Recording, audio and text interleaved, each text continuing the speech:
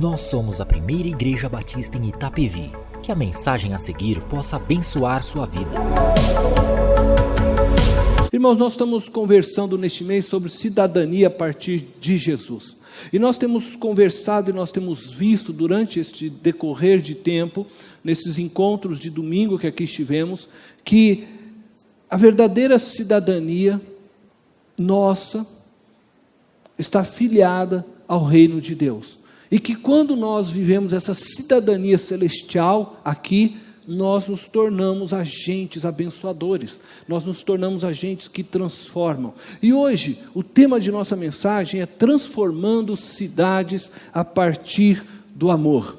E eu estou pensando especificamente em como nós, aqui a igreja de Itapevi, a primeira igreja batista Itapevi, pode ser um agente de bênção para esta cidade. Porque Deus nos colocou aqui, Deus chamou a mim, chamou a você, para que nós possamos ser e fazer a diferença. Para que nós possamos ser abençoadores. Meu objetivo hoje é mostrar que um discípulo de Cristo, ele pode provocar transformações profundas dentro da sua casa, dentro do bairro onde mora, dentro da cidade a que faz parte, pode provocar transformações profundas, até mesmo num país. E eu preciso antes definir com vocês o que é um discípulo. Discípulo é aquele que segue alguém com a intenção de ser semelhante ao seu mestre. Um discípulo de Cristo é aquele que segue Cristo, buscando ser semelhante a Ele, buscando viver como Ele. Ser discípulo é viver, então, sob a nova direção, a direção de Jesus Cristo, o verdadeiro dono de nossas vidas. Quando nós vivemos sob esta nova direção, a direção de Jesus, nós impactamos a sociedade, nós impactamos a realidade onde estamos inseridos através do amor de Cristo, através dos ensinos de Cristo. E hoje eu quero, na verdade, mais do que falar, eu quero apresentar para vocês alguns cristãos que impactaram a realidade em que eles viviam. E eles impactaram simplesmente movidos pelo amor, aprendidos com Cristo. Uma vez que nós conhecemos Cristo, nós conhecemos o amor. E a Bíblia diz lá em 1 João, capítulo 3, verso 16, nisto conheceis o amor, que Cristo deu a vida por vocês. E aí diz o texto assim, vão e façam o mesmo, né? Tenham a disposição de dar a vida pelos outros. O amor é a essência de Deus. Deus é amor. O amor a Cristo, então, deve nos impulsionar a vivermos o amor em todas as nossas relações, em todas as dimensões da nossas vidas. Não existe cristianismo sem o amor, não existe cristianismo sem o outro, porque o amor me impulsiona a olhar para o outro, o amor me impulsiona a viver pelo bem-estar do outro, o amor me impulsiona a abrir mão de mim, para que o outro seja feliz, para que o outro experimente graça de Deus. O amor nos impulsiona a agir, pois o amor, ele não é só um sentimento. Nós temos às vezes a ideia de que amor é sentimento meio passado assim por esses filmes hollywoodianos, né, essas coisas todas, né? Não, amor é ação concreta em prol da vida. E é por isso que quando Jesus conta aquela história do bom samaritano, e eu não vou adentrar nessa história aqui hoje, se você não conhece essa história ainda, você pode buscá-la na Bíblia depois, mas aquele bom samaritano, ele está passando por um caminho e encontra um homem que havia sido violentado, espancado por ladrões, assaltantes, e aquele homem estava quase à beira da morte e não era um conhecido dele. Ele não tinha nenhum sentimento por aquele homem, mas ele para no caminho ele estende as mãos, coloca aquele homem lá no seu burrinho, no seu cavalo, conduz aquele homem até uma hospedaria, pede para que ele fosse tratado, cuidado, e diz ainda assim, olha, se houver qualquer outro gasto que porventura não esteja pago, quando eu retornar aqui, eu venho e pago para o senhor, eu cubro, mas cuide deste homem, para que ele não morra. E Jesus diz que isso é o amor. É assim que a gente ama, é quando a gente age. Falar em amor, mas não ter ações concretas, é papo furado, né? Amor tem que ser demonstrado. E quando nós demonstramos o amor verdadeiro, esse amor que age, esse amor que se doa pelo outro, então o cristão provoca transformações profundas, provoca transformações na política, provoca transformações na economia, provoca transformações na ecologia, ele provoca paz, quando ele age com justiça e amor. E eu quero então caminhar com vocês disso. E a primeira transformação, eu não teria tempo para falar de muitas outras, mas a primeira transformação que eu gostaria de destacar nesta noite, é que quando um cristão vive o amor de Cristo, viver, como eu disse, em ação mesmo, não apenas em palavras, em atitudes, aquele que vive isto, ele provoca transformação na política da cidade. Eu quero convidar você a ler comigo Colossenses capítulo 3, verso 11 ao verso 12. Colossenses capítulo 3, verso 11 ao verso 12. Diz assim no texto: nessa nova vida, é a vida que nós temos em Cristo, né? Nessa nova vida já não há diferença entre grego e judeu, circunciso e incircunciso, bárbaro e cita, escravo e livre, mas Cristo é tudo e está em todos. Portanto, como povo escolhido de Deus, santo e amado, revistam-se de profunda compaixão, bondade, humildade, mansidão e paciência. Nós, está dizendo o texto, que já vivemos nessa nova vida, nós não podemos fazer acepções de pessoas, nós não podemos separar entre grego, judeu, circunciso, incircunciso, sabe, escravo, livre, não, porque nós temos que olhar a partir de Cristo, entender que Cristo é tudo, e que Cristo ama a todos, e deseja abraçar a todos, e diz, portanto, como escolhido de Deus, como nós que fomos escolhidos e chamados por Deus, santos e amados, devemos nos revestir de profunda compaixão, de bondade, de humildade, de mansidão e paciência. Mas isso tem que ser vivido na prática do dia a dia, e começa em nossos relacionamentos familiares, nosso relacionamento dentro da igreja, e tem que se estender para fora. E eu quero mostrar a vida de um homem que fez isso, e como ele transformou não só a sua cidade, mas o seu país. No século XVIII,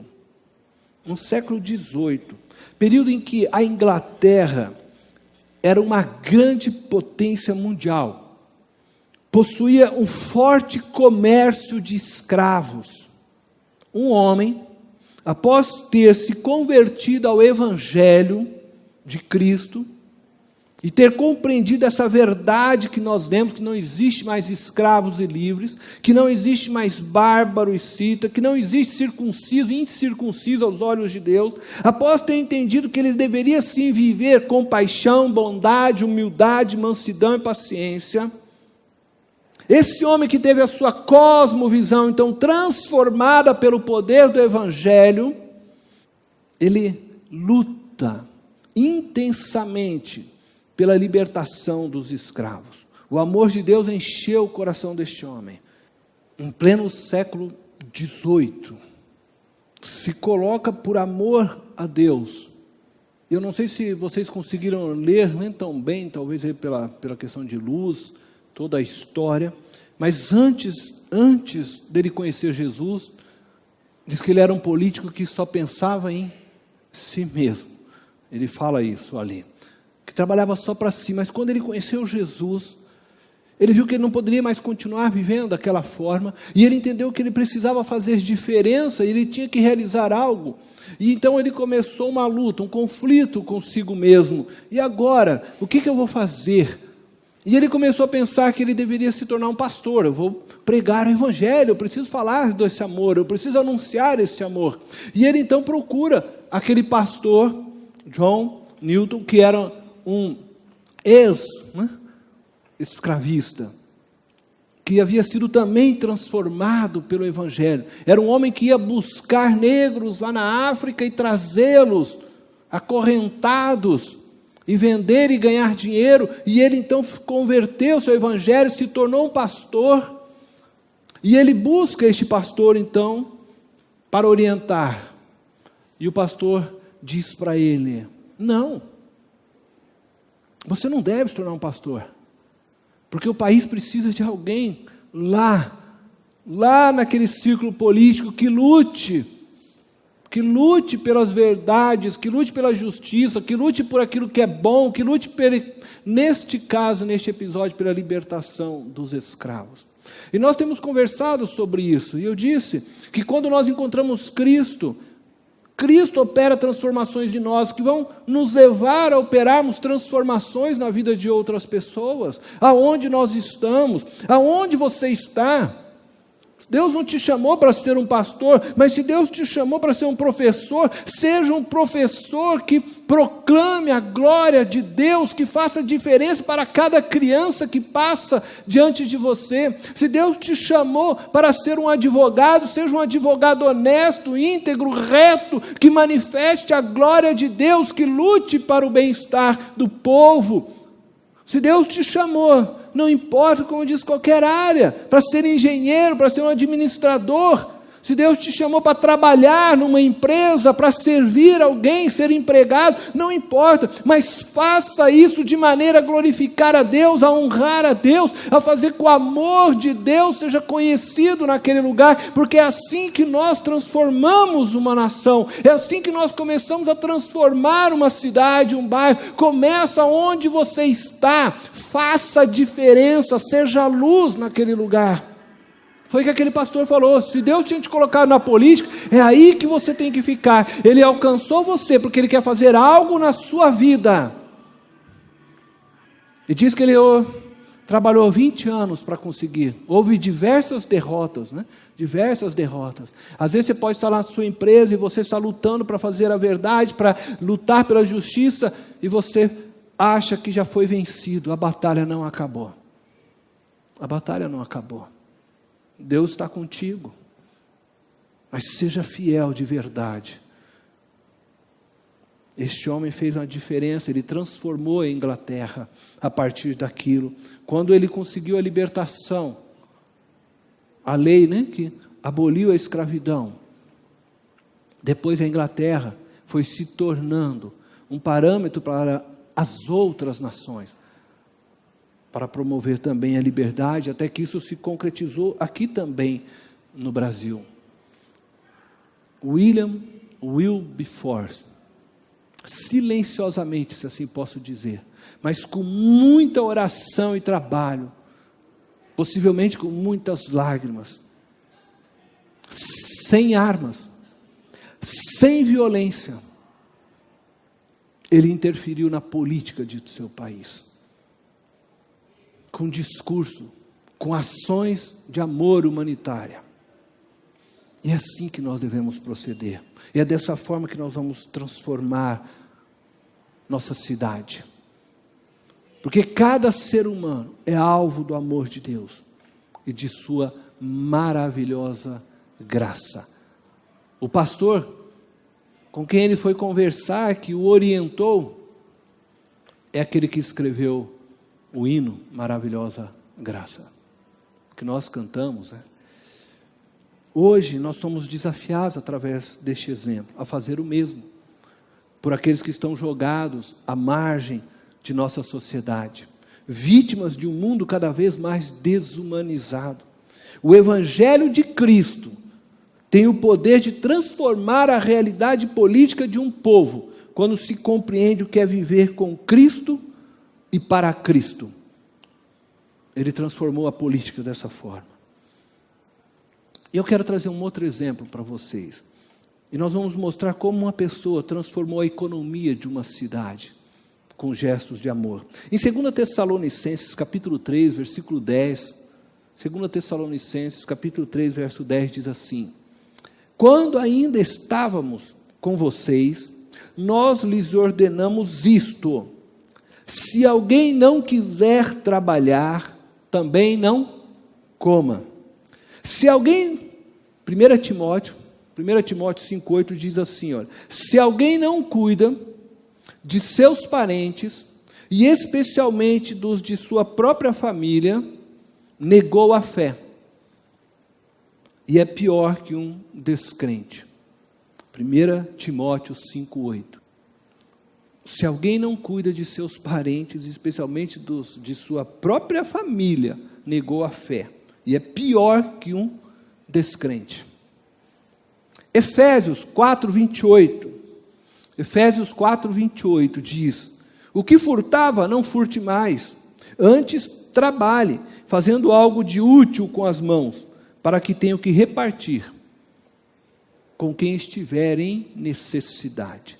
Nós vivemos dias em que os ricos ficam mais ricos e os pobres mais pobres.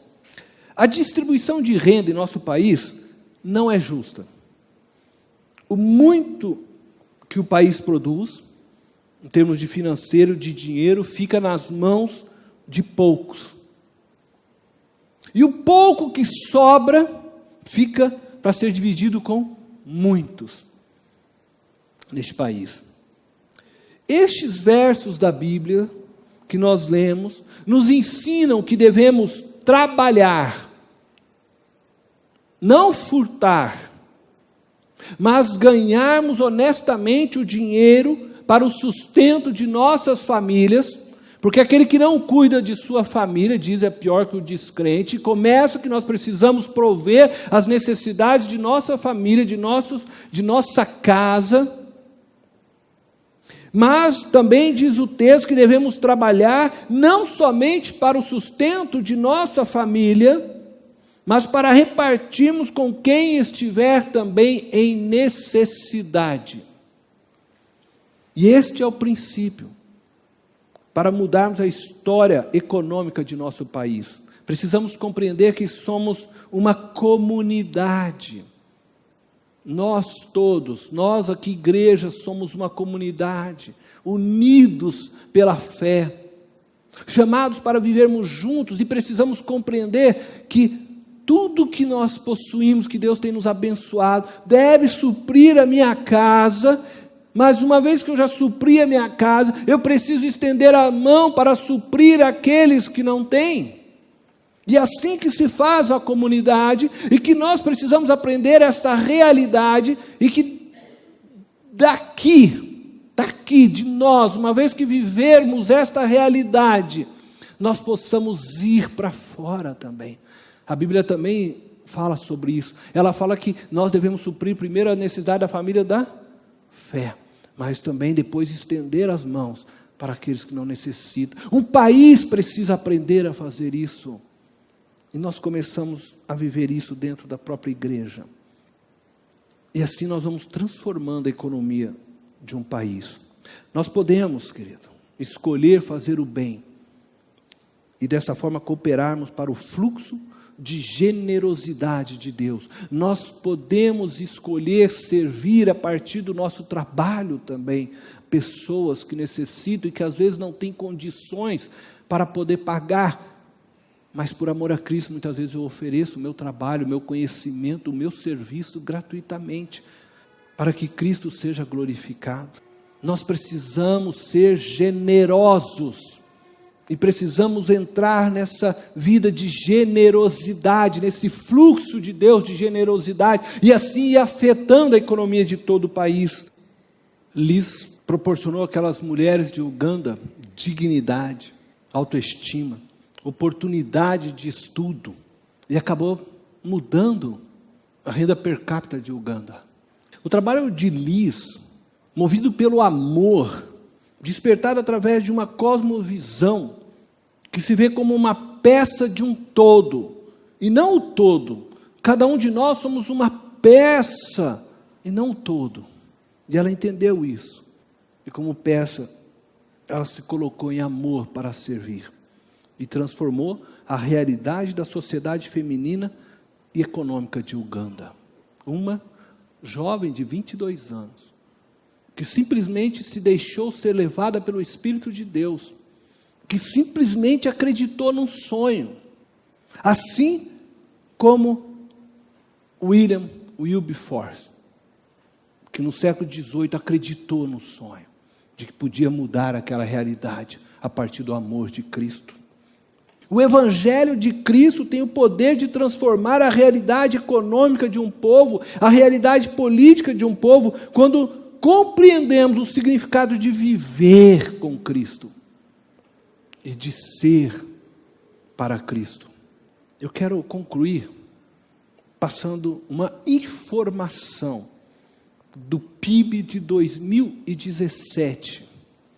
Nós vivemos em uma realidade onde 25,4%, isso representa 52 milhões de brasileiros, vivem com algo em torno de R$ 387 por mês, onde 1 em cada 4 cidadãos brasileiros, estão na linha da pobreza. Isto é linha da pobreza.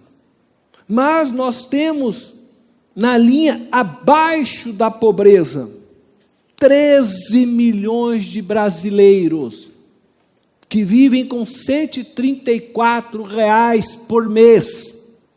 Coisa que às vezes nós saímos para comer aí uma pizza no final de semana. Isso representa 65 milhões de brasileiros, somando os dois, que vivem na pobreza, com rendas abaixo de um salário mínimo. E eu quero mostrar a reportagem para vocês, para ver que esses dados não são furados. Foi passado no Jornal Nacional, foi passado no Jornal da Band, foi passado na Record, eu vou mostrar isso para vocês.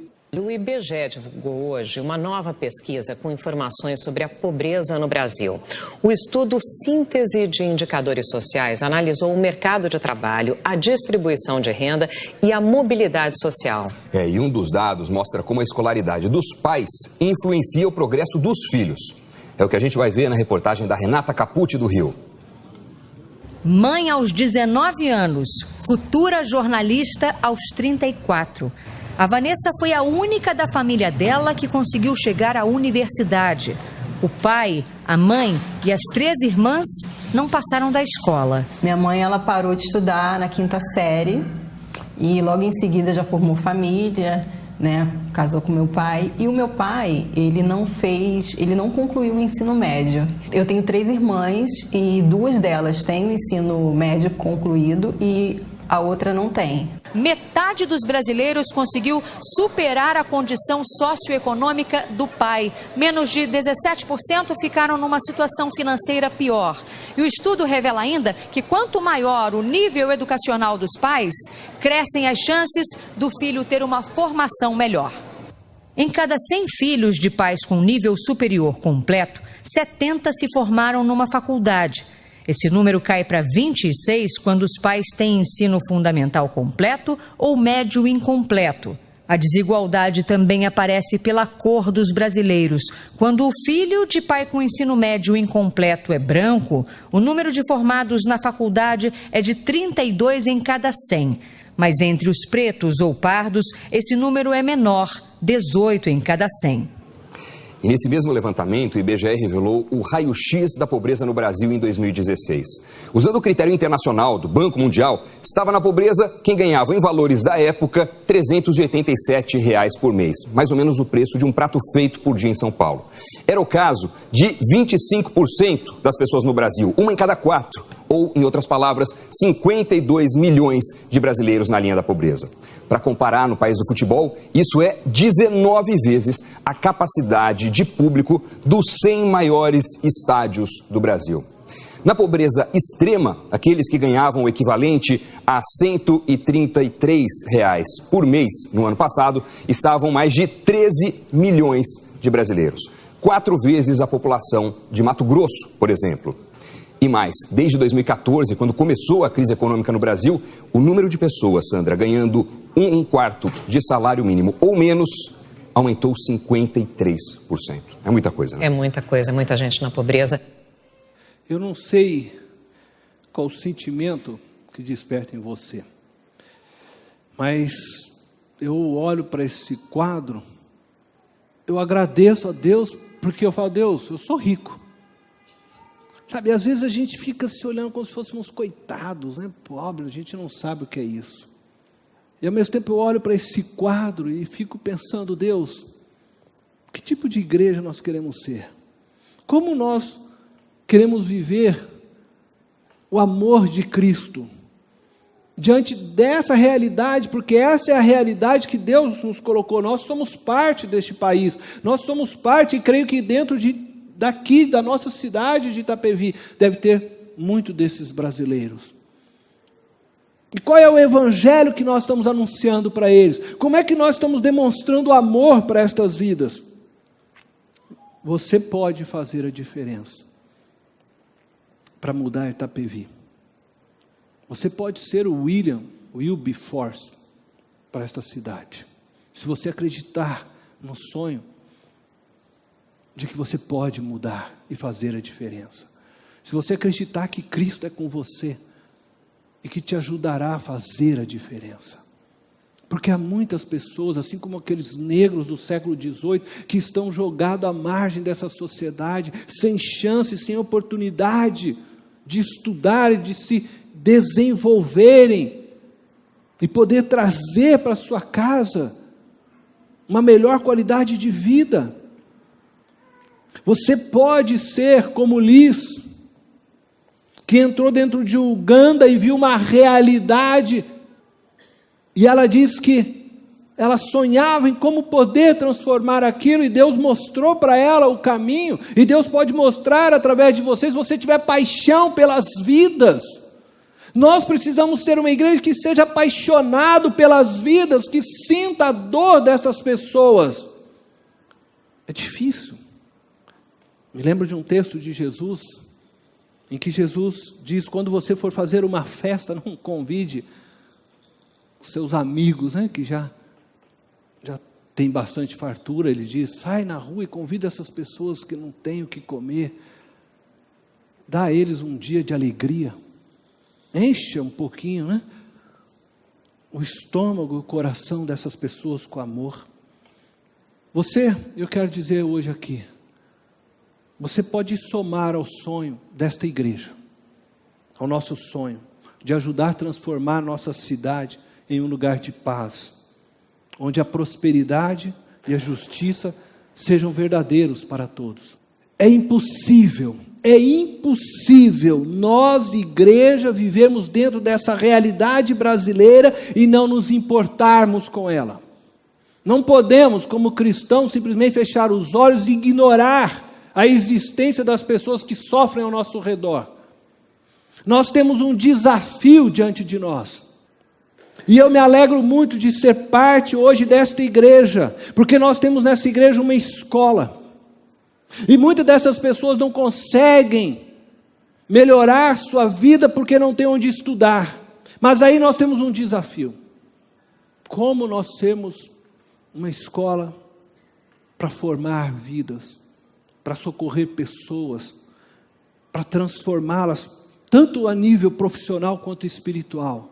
Nós temos trabalhado, e a escola tem feito o melhor que ela pode. Mas nós podemos fazer muito mais, se nós, igreja, nos unirmos nesse projeto. Se nós, igreja, entendermos que a escola é o caminho que Deus colocou para nós aqui. Quanto a escola pode oferecer de bolsa? Eu não sei esse valor, até poderia perguntar para o Luiz, mas não é o caso aqui. Vamos supor que hoje a escola consiga dar 5 bolsas integral para pessoas que estão no Areião, é isso? Nós podemos transformar 5 vidas que estão no Areião, com o amor de Cristo. Agora, se você for mais generoso,